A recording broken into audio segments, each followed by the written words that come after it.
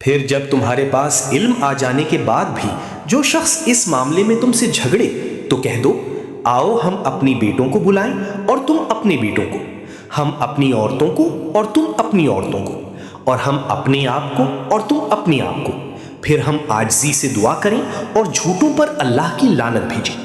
بے شک یہی سچا بیان ہے اور اللہ کے سوا کوئی معبود نہیں، اور بے شک اللہ ہی غالب حکمت والا ہے۔ پھر اگر وہ منہ پھیر لیں تو بے شک اللہ فساد کرنے والوں کو خوب جانتا ہے۔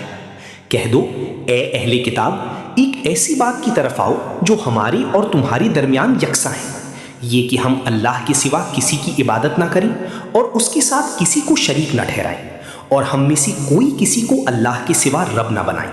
پھر اگر وہ منہ پھیر لیں تو کہہ دو گواہ رہو کہ ہم مسلمان ہیں۔ اے اہل کتاب، تم ابراہیم کے بارے میں کیوں جھگڑتے ہو حالانکہ تورات اور انجیل تو ان کے بعد نازل کی گئی؟ کیا تم عقل نہیں رکھتے؟